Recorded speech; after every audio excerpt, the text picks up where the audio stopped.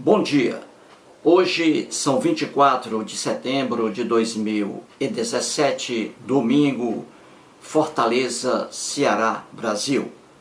Este mais um vídeo sobre religião, religião pura ilusão, pura fantasia, pura superstição.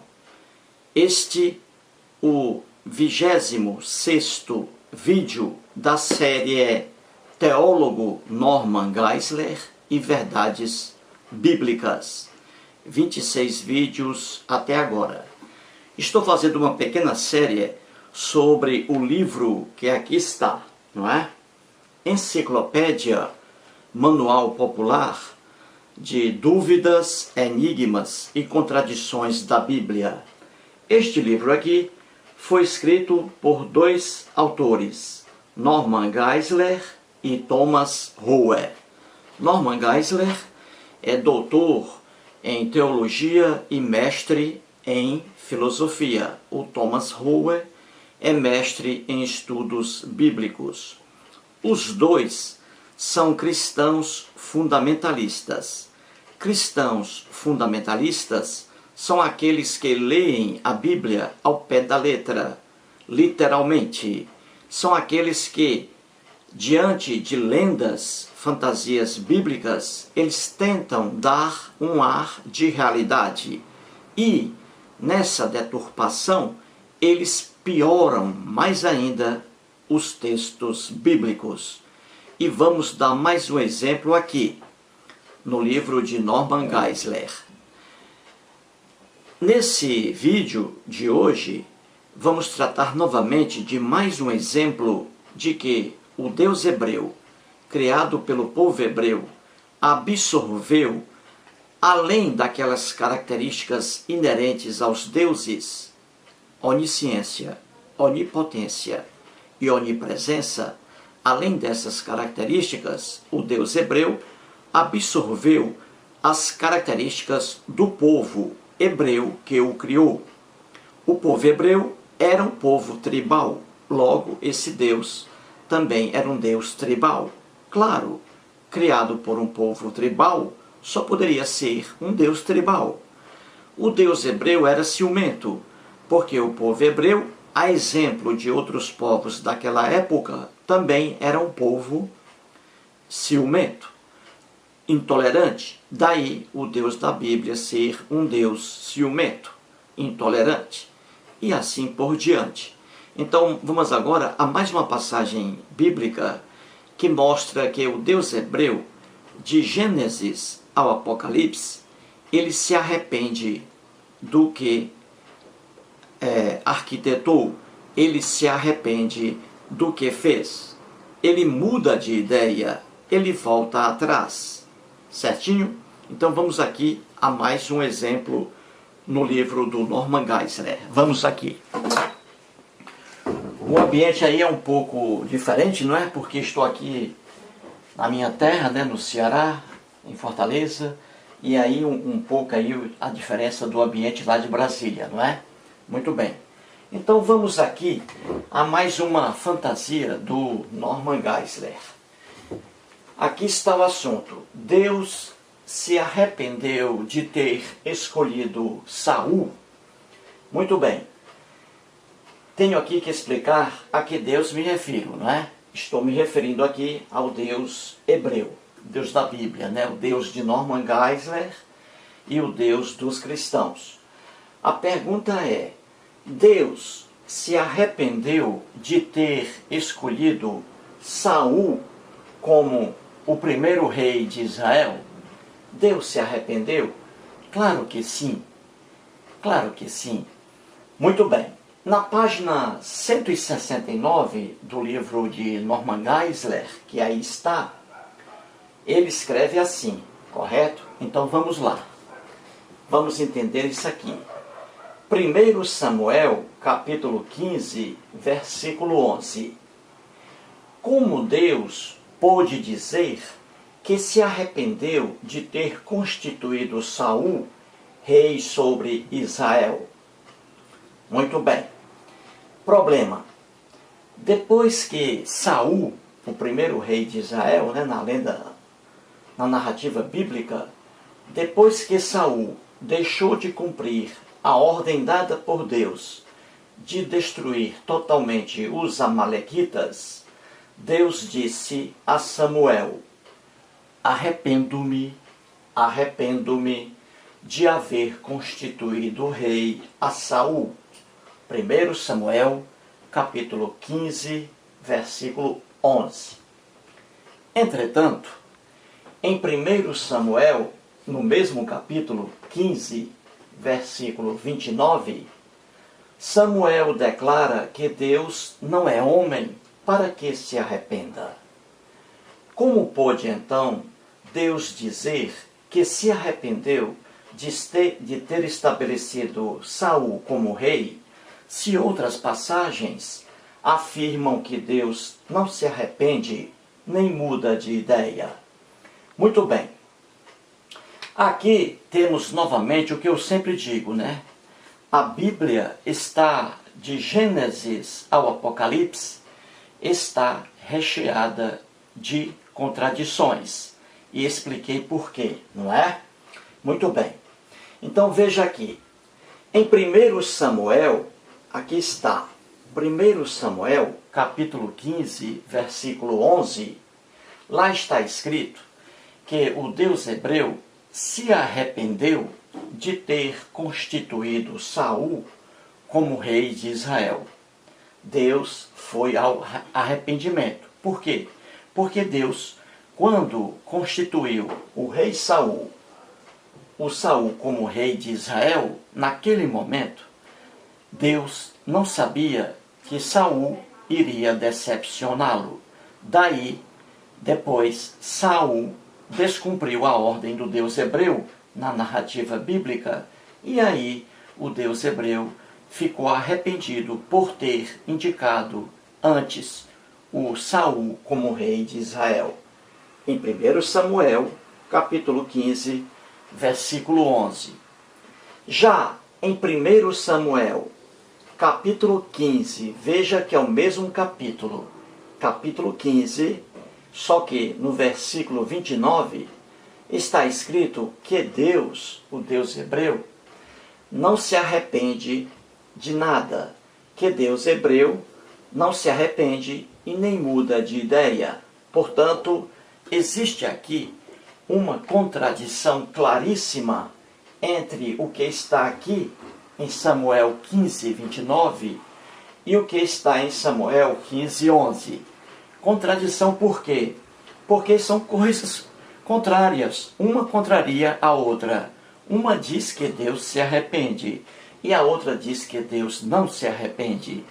Só que em toda a narrativa bíblica, de Gênesis ao Apocalipse, Deus se arrepende do que faz. Muito bem. Então aí temos a contradição, não é?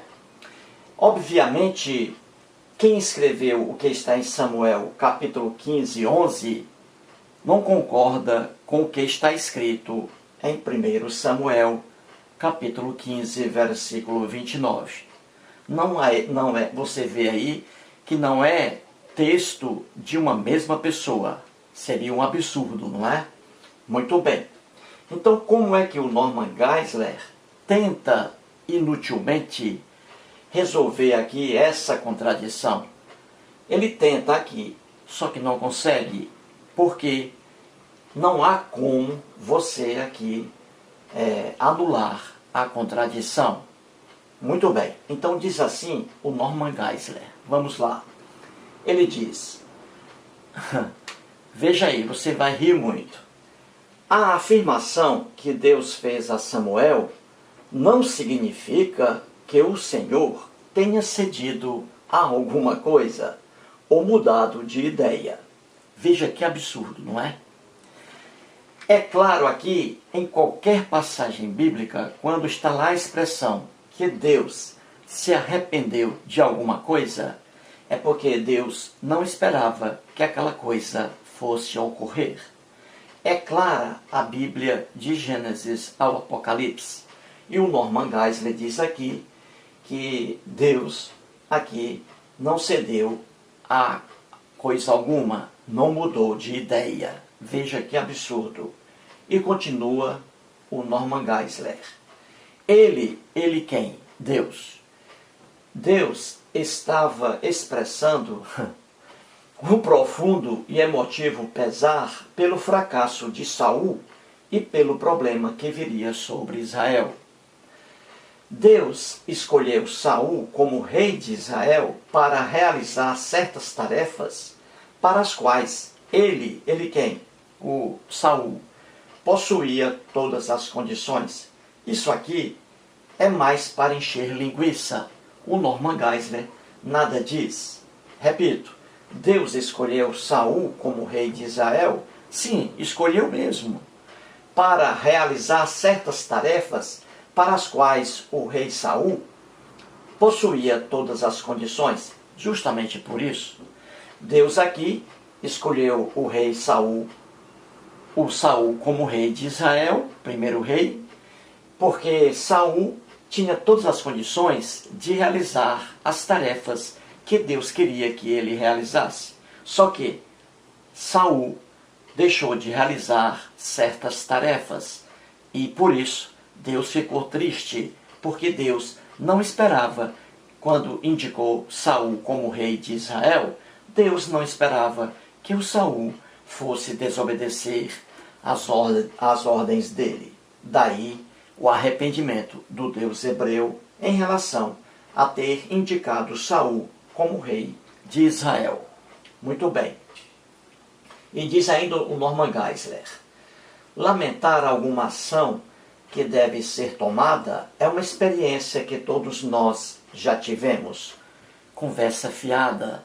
Aqui não se trata de lamentar alguma ação que deve ser tomada. Ao contrário, é lamentar alguma ação que foi tomada por Deus hebreu. O Deus hebreu tomou uma posição, indicou Saul como rei de Israel, e o Deus hebreu, como não era onisciente, ele perde sua onisciência aqui. Ele se lamentou do rei Saul por ter descumprido uma de suas ordens. Muito bem. E diz aqui ainda o Norman Geisler: Deus, na verdade, não muda de ideia. Veja os comentários de Êxodo capítulo 32, versículo 14. Mas sente profunda tristeza pelas coisas erradas que as pessoas fazem. Tudo isso aqui, gente, é para encher linguiça. Você vê aqui que o Norman Geisler, teimosamente, contra as próprias narrativas bíblicas, ele diz aqui que Deus, na verdade, não muda de ideia. Isso aí é um tremendo absurdo, não é? De Gênesis ao Apocalipse, o Deus hebreu muda de ideia. Ele se arrepende. Isso é de uma forma clara na Bíblia. E se arrepende por quê? Porque a Bíblia foi escrita por várias pessoas. É um conjunto de livros em que não há apenas ali um autor, vários autores, e cada um com seu ponto de vista diferente. E quando esses autores bíblicos escreviam os textos por meio de cópias, um copiando do outro e acrescentando ali seus pontos de vista, o que acontece? Vem aí as contradições. O que uma pessoa pensa sobre um assunto, pena de morte, por exemplo, não é o mesmo pensamento de outra pessoa.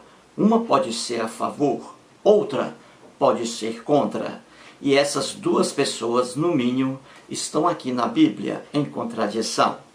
Então, vou aqui mostrar vários exemplos, mais exemplos, de que o Deus hebreu, de Gênesis ao Apocalipse, ele se arrepende do que faz. Ele se arrepende do que decide. Por quê? Porque ele perde a onisciência. Isso acontece porque o homem cria deuses e coloca poderes nesses deuses, poderes inimaginários. E aí o que acontece quando o homem passa a escrever sobre esses deuses? Acontece que nesses textos escritos, o homem, sem perceber, derruba todas aquelas qualidades que ele pôs nos próprios deuses. Se o homem coloca que Deus é onisciente, onipresente e onipotente, ao escrever ali, de forma inocente, sua imaginação, ele, nesses textos, ele vai derrubar a onisciência, a onipresença e a onipotência dos deuses. E é o que acontece aqui fartamente na Bíblia. No próximo quadro agora, vou mostrar inúmeros exemplos, de que o Deus hebreu, em toda a narrativa bíblica, ele se arrepende do que decide, porque ele perde sua onisciência. Só se arrepende uma pessoa ou algum ser, só se arrepende de alguma coisa se não tinha a capacidade de mentalizar o que iria ocorrer depois. Quando a gente não sabe o que vai ocorrer amanhã e faz uma ação hoje, e não sabe o que vai acontecer amanhã em relação a essa ação, aí é que a gente pode se arrepender, porque nós não temos ciência do que vai ocorrer daqui a 1 milésimo de segundos. Portanto, vamos agora ao segundo quadro, mostrando aqui mais passagens bíblicas, no sentido de que o Deus hebreu se arrepende fartamente de tudo aquilo que decide. Vamos ao segundo quadro. Muito bem, aqui o segundo quadro. Veja em relação à narrativa sobre o rei Saul. Deus escolhe rei Saul na lenda bíblica, e Deus aqui está feliz por ter escolhido Saul como o primeiro rei de Israel. Veja aqui em 1 Samuel, capítulo 10, versículo 24. Então disse Samuel a todo o povo: veja aí, vedes a quem o Senhor escolheu? Pois em todo o povo não há nenhum semelhante a ele. A ele quem? Semelhante a Saul. Então todo o povo rompeu em gritos, exclamando: viva o rei! Viva o rei Saul! Então você vê aqui que em 1 Samuel, capítulo 10, Deus escolhe Saul como rei de Israel. E Deus aqui está muito feliz. O Samuel também está feliz. O povo de Israel também está feliz pela escolha do rei Saul. E aqui diz claramente que o rei Saul era, olha, uma pessoa simplesmente maravilhosa para os israelitas. Não havia ninguém semelhante ao rei Saul. Daí a felicidade do Deus em escolher o rei Saul como o primeiro ali de Israel. Só que em 1 Samuel, mais à frente, capítulo 15, versículo 11, o rei Saul aqui deixa de cumprir uma ordem do Deus hebreu. Isso, gente, na lenda bíblica. Deixa de cumprir uma ordem do Deus hebreu. E aqui o Deus hebreu fica aborrecido com o rei Saul por ter descumprido aí uma ordem sua.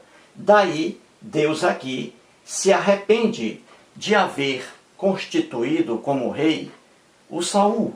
Entendeu? Aqui, em 1 Samuel capítulo 10, 24, Deus está muito feliz por escolher Saul como rei de Israel. Por quê? Porque Deus jamais pensava que o rei Saul depois iria contrariá-lo. Entendeu? Deus aqui perde sua onisciência. Daí o seu arrependimento. E aqui está escrito: arrependo-me de haver constituído Saul rei. Veja aqui, Deus, na lenda bíblica, dizendo que está arrependido por ter constituído Saul como rei de Israel. E ainda explica aqui por quê. Porque o Deus hebreu se arrependeu aqui, de haver constituído Saul como rei. Por quê? Aqui está a resposta. Porquanto deixou, quem deixou? O Saul, o rei Saul. Porquanto o rei Saul deixou de seguir, olha aqui, e não executou as minhas palavras. Deus aqui está dizendo que agora, neste momento, ele está arrependido por ter escolhido o Saul como rei de Israel. E por quê? Porque o rei Saul deixou de seguir ao Deus hebreu. O rei Saul não executou aqui a ordem do Deus hebreu. E veja que aqui em Samuel 15:11, qual foi a ordem que o Deus hebreu, na lenda bíblica, passou para o Saul, e Saul não executou? Qual foi a ordem? Veja o absurdo. O rei Saul, aqui, não matou todos os amalequitas. E a ordem do Deus hebreu aqui era que o rei Saul matasse todos os amalequitas, não deixasse sequer um vivo. Veja que loucura, não é? Deus algum existe, Deus algum tem ódio de um povo X, de um povo Y. Tudo isso, gente, é violência de um mundo antigo. A Bíblia não é um livro de paz, não é um livro de amor, não é um livro de tolerância religiosa. Ao contrário, a Bíblia é um compêndio de livros recheados de intolerância religiosa, de violência. Deus algum aqui queria que Saul matasse todos os amalequitas. Isso aqui é no mundo hebreu de violência. Deus algum existe, Deus algum tem raiva de povo X, Deus algum quer que um povo seja exterminado. Isso é loucura, gente. Então veja aqui, nesse momento Deus escolhe Saul e está feliz. Se ele soubesse aqui que o rei Saul iria mais à frente descumprir uma ordem sua, Deus aqui não teria escolhido o Saul como rei de Israel. Deus aqui perdeu sua onisciência. Como somente depois um comportamento do rei Saul contrariou a ordem do Deus, é que Deus aqui se arrepende. Entendeu? Arrependimento aqui simples, singelo. Muito bem. Veja outro exemplo aqui de arrependimento do Deus hebreu. Muito bem, outro exemplo. Em Jonas capítulo 3, versículo 10, está escrito assim: viu Deus o que fizeram, como se converteram do seu mau caminho, e Deus, veja aqui, novamente, e Deus se arrependeu do mal que tinha dito lhes faria, e não o fez. O que é isso aqui, gente? Na lenda que está em Jonas, capítulo 3, versículo 10, Deus aqui manda que Jonas vá a uma cidade, Nínive, e que Jonas fale com esse povo dessa cidade, com seus reis, para que esse povo deixe de ter maus comportamentos. Veja aí, maus comportamentos. Porque Deus aqui disse a Jonas que em pouco tempo esse Deus exterminaria toda a cidade de Nínive. Entendeu? Então aqui Deus diz a Jonas para ir à cidade de Nínive e ali convencer seus moradores a mudar de comportamento. Se eles não mudassem de comportamento, Deus iria destruir aqui a cidade de Nínive. Entendeu? Muito bem. E o que aconteceu? No versículo 10, que aqui está, eis a expressão. Vou repetir. Viu Deus o que fizeram. Ou seja, já aqui o povo de Nínive escutou as palavras de Jonas. Ou seja, o povo de Nínive se entregou ao Deus hebreu. Já que o povo de Nínive se entregou ao Deus hebreu, Então o Deus hebreu aqui se arrependeu de ter dito a Jonas que iria destruir o povo de Nínive. Entendeu?